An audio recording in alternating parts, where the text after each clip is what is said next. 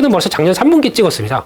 근데 저희는 뉴스를 보고 그때 뉴스를 가지고 재탕하다 보니까 그때 뉴스가 나왔다고 하더라도 주가는 먼저 반응하기 시작하는 거죠. 그래서 그런 거 보고 바닥은 지났다고 생각합니다. 그 전에 제가 많이 드렸던 얘기가 반도체는 사는 거 아니다.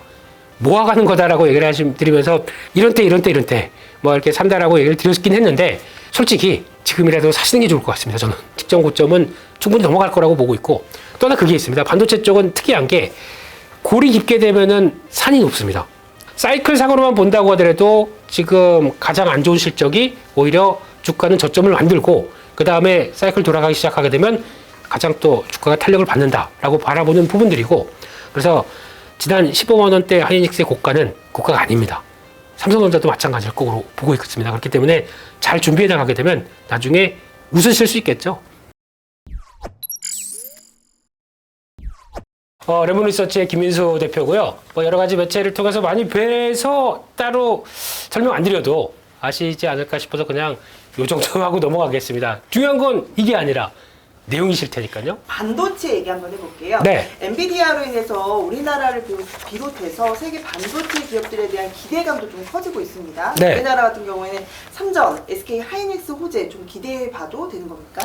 일단 지금 바라보는 엔비디아 입장 쪽에서는 1조 달러가 가고 지금 얘기가 나오는 게 이제 420달러대까지 들어와 있고 거기다가 또 나오는 게 올해 나올 실적 대비해서 계산하게 되면 PR 뭐 200배다 뭐 이런 얘기도 나옵니다. 그래서 잘 보시게 되면은 엔비디아가 보여주는 게 다음 분기 가게 되면은 55% 성장한다고 얘기를 했습니다.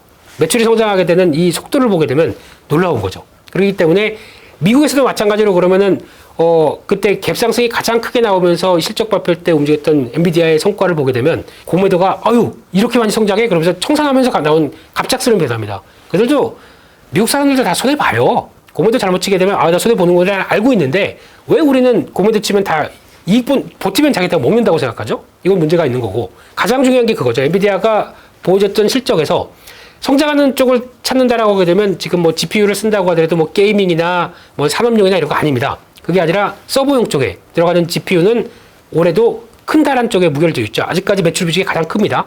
그러면 이게 서버용이 큰 다란 쪽으로 바라보게 되면 이게 AI가 가속화되기 시작하면서 큰다는 얘기겠죠. 그러면 국내 반도체 쪽에서도 긍정적인 뉴스. 두 번째로 아직 매출 비중이 크진 않습니다만 폭발적으로 성장하는 게 114% 성장한 게 있거든요. 1분기. 그게 차량용 반도체입니다. 그게 GPU로 들어가기 시작하는 거죠. 그러면서 앞으로도 이걸 키우겠다는 입장이다 보니까 그렇게 되면은 차량용 반도체 쪽에서도 하나 투자자들을 얹고 봐야 되는데 한국에서는 차량용 반도체 쪽에 우리가 딱 주도를 하고 있다라고 하는 회사가 거의 없습니다.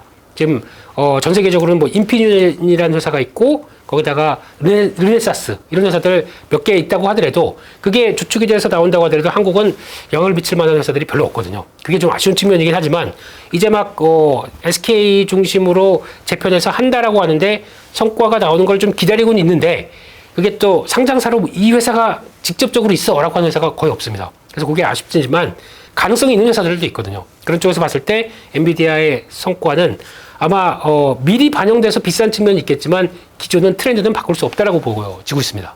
업황에 대해서 얘기를 또 해주셨는데 그렇다면 네. 바닥을 지났다 이렇게 생각해도 되는 겁니까? 반도체요? 네. 네, 지나기도 훨씬 전에 지났죠. 네, 저희가 몰라서 그렇고 단순하게 재고만 보고 있고 DRAM 가격만 보고 있고 실적을 보고 있게 되면은 그걸 모르는 거죠. 근데 반도체 수출 동향이라든가 아니면 또 재고가 피크를 찍고 아직까지는 이만큼 있다고 하더라도 피크는 벌써 작년 3분기 찍었습니다. 근데 저희는 뉴스를 보고 그때 뉴스를 가지고 재탕하다 보니까 그때 뉴스가 나왔다고 하더라도 주가는 먼저 반응하기 시작하는 거죠. 그래서 그런 거 보고 바닥은 지났다고 생각합니다. 바닥은 지나서 투자는 하긴 해야 되는데 네. 언제 매수해야 되나 아니면 이미 늦었나 이런 고민들 많이 하시거든요. 네. 선전이 벌써 7만 원이 넘었잖아요. 그렇습니다. 언제 매수해야 되죠? 그러면 SK하이닉스 기준으로 딱 볼게요. 2021년도에 고가가 15만 500원이었습니다.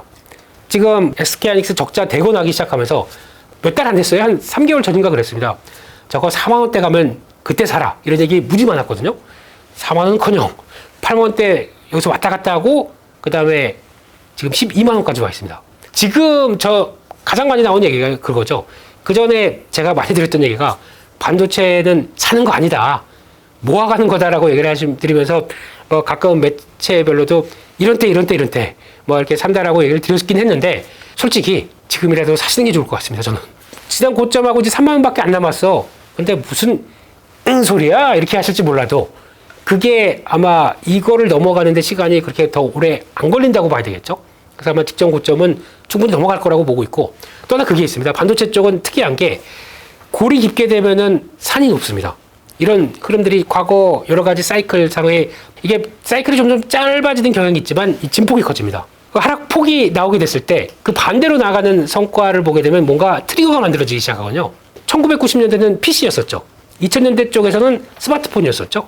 이게 바뀌기 시작하면서 나오는 게 두 번째였고, 지금은 세 번째는 서버용이 바뀌기 시작하면서 하나 레벨업을 시키는 과정이죠. 지금 다음은 AI입니다. AI가 바꾸는 여러 가지 지도의 변화가 이걸 끌어가기 시작하겠죠. 그러면 이번에 진폭이 컸던 만큼 위도 많이 열려 있습니다. 그래서 지난 15만 원대 하이닉스의 고가는 고가가 아닙니다. 삼성전자도 마찬가지일 거로 보고 있습니다. 그렇기 때문에 잘 준비해 나가게 되면 나중에 웃으실 수 있겠죠. 알겠습니다. 네. 자, 하반기 반도체 수출 회복 이 부분에 대해서 또 궁금하신 분들 많으실 것 같은데요. 네. 이 부분 좀 기대해 볼 수 있을까요? 수출 회복을? 수출 회복 기대가 더 빨리 올 것 같습니다. 예상보다. 반도체를 바라보는 시각은 두 가지입니다. 첫 번째는 사이클이고요. 두 번째는 성장입니다. 근데 사이클은 다 아시는 것처럼 저희가 논리가 그거죠.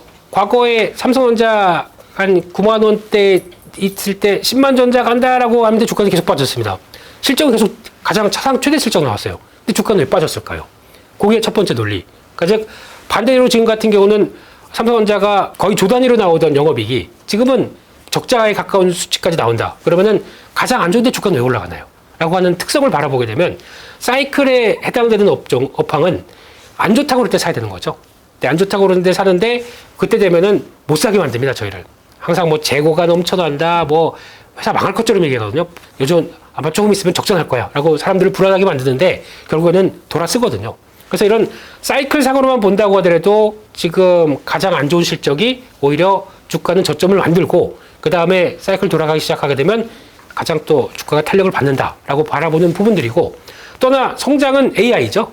AI가 앞으로 보여주고 있는 성장에 대한 부분들. 그러나 즉 단순하게 생성형 AI라고 하는 저희가 얘기하는 GPT 관련된 부분은 하나의 일부분에 불과하고 모든 산업들에 다 침투를 해서 산업의 생산성을 끌어올리는 거 아닙니까? 과거에 저희가 인터넷을 쓴다고 하게 되면 인터넷 같은 경우는 사람들을 많이 모았어요. 그러니까 내가 모아서 인터넷으로 사람들과 접속하고 사람들을 연결시키는 고리를 만들었었습니다. 근데 이번에 AI는 사람들을 약간 단절시킨다고 해야 될까요? 그러니까 사람이 없어도 뭔가 일이 돌아갈 수 있게 만드는 역할들을 하는 거죠. 하지만 기업 입장으로 보게 되면 오히려 생산성을 높이는 효과가 나오죠. 그런 다양한 부분들 쪽에서 나오기 시작하게 되면 AI는 그 데이터를 가지고 러닝을 하고 그에 따른 추론을 하는 과정 쪽에서 이 나오는 쪽에서 이제 학습을 할 거 아닙니까? 학습을 하는 과정 쪽에서 중요한 칩들이 있게 되면 칩만 있다고 되는 게 아니잖아요. 메모리 시장도 같이 폭발하게 됩니다. 그런 과정까지 생각하게 되면 그게 AI가 끄는 성장까지 바라본다라고 했었을 때 두 가지 쪽이 다 맞는 쪽은 메모리 반도체 시장이라고 봐야 되겠죠. 한국과 미국의 금리 방향에 따른 반도체 시장에 대한 영향 또한 짚어주실 필요가 있을 것 같은데 이 부분에 대해서도 말씀 부탁드릴게요. 네, 금리랑 직격적인 관점은 제가 보기에는 어떤 금리의 어떤 변화보다는 간접적인 영향들이 많겠죠. 그러니까 즉 금리가 거의 더 이상 올리지 않고 다 왔다라고 하게 되면 그동안에 이제 빅테크 기업들이 받았던 밸류가 이제 다시 살아나기 시작할 거고요. 거기다 이제 당장은 아니겠지만 금리 인하 쪽으로 가닥을 잡는다. 그러면 빅테크 기업들의 조달 금리가 싸지기 시작하겠죠. 그러면 그것보다는 숨통이 트였다는 쪽에서 다시 투자할 기회가 높아졌다라고 하게 되면 거기서부터 나오는 거는 투자가 늘려나게 되면 대표적인 빅테크 기업들은 또 뭐 클라우딩이나 아니면 자기네 소프트웨어를 또 강화시키는 차원에서 서버를 늘릴 거고요. 그럼 서버에 들어가는 메모리 반도체 쪽으로도 당연히 또 커질 거고, 거기다가 또 이게 단순하게 그쪽이 아니라 AI 쪽으로 가속화시키는 변화가 나오기 시작한다. 당연히 아까 말씀드렸던 것처럼 메모리 시장은 또 커질 거고, 이런 현상이 나오기 시작하게 되면 다 금리 정점론이 오히려 빅테크 기업들의 활성화와 메모리 반도체 견인이 같이 일어나는 부분이 아닌가 싶습니다. 2차 전지와 반도체 현황과 전망에 대해서 김민수 대표님하고 이야기 한번 나눠봤습니다. 대표님 말씀 고맙습니다. 감사합니다.